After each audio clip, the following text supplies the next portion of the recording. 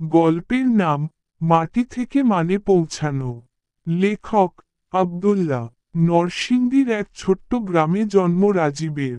মাটির ঘরে, খড়ের ছাউনি আর বৃষ্টির শব্দে কাটত তার শৈশব।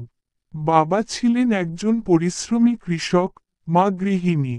সংসারে টানাপোড়েন ছিল, তবুও মা বাবার চোখে ছিল সন্তানের জন্য অগাধ ভালোবাসা। ছোটবেলা থেকেই রাজীব বুঝত, দারিদ্র্য লজ্জার কিছু নয়, এটা একটা যুদ্ধ, আর যোদ্ধা হতে হলে মাথা উঁচু রাখতে হয়। স্কুলে সে ভালো পড়ত, কিন্তু ভাগ্য যেন তাকে পরীক্ষায় ফেলতেই জন্মেছে। এসএসসি পাশ করার পর বাবা আর টানতে পারলেন না, রাজীবের পড়াশোনা বন্ধ হয়ে গেল।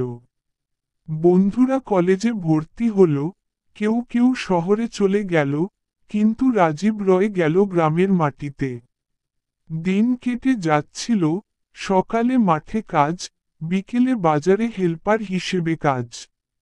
তবু তার মনে একটা আগুন জ্বলত, একদিন আমি কিছু একটা হব, শুধু সময়টা আমার পক্ষে আসুক।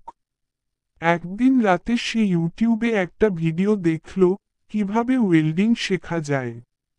ভিডিওর শেষে একটা লাইন ছিল, ডানে ইশারা করা উল্টো হাতের তর্জনী, যদি তুমি মন থেকে শিখতে চাও, তাহলে কোনো কিছুই অসম্ভব নয়। সেই লাইনটাই যেন রাজীবের জীবনে আলো জ্বালিয়ে দিল।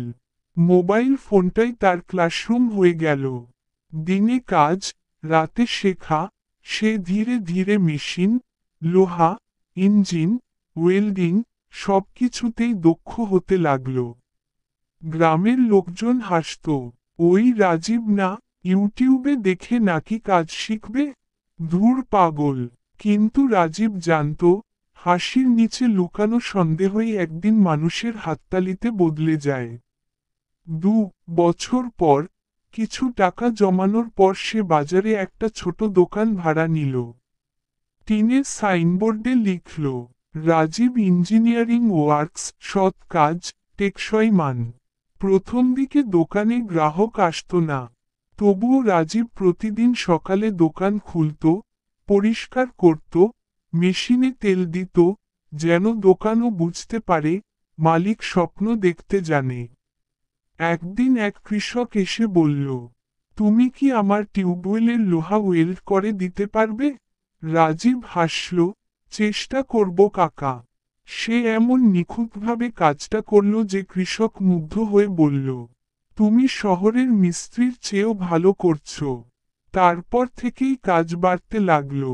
আজ রাজীবের দোকানে 4 জন কর্মচারী, নতুন মেশিন, বড় অর্ডার, আর একটা মোটরসাইকেলও আছে।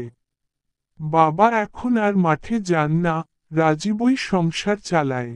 রাতের বেলা দোকানের সামনে বসে রাজীব আকাশের দিকে তাকিয়ে ভাবে, একসময় আমার হাতে ছিল কাদামাটি, আজ আছে লোহা আর কাজের গর্ব। আমি প্রমাণ করেছি, মাটির মানুষও আকাশ ছুঁতে পারে। Dash dash dash. বক্তব্যের বেলুন শেষে রাজীব বলে, আমি কোনো বড় মানুষ নই। শুধু থেমে যাইনি। জীবন যখন নিচে টেনে নেয়, তখনই বুঝে নিও, তুমি উপরে উঠতে যাচ্ছ।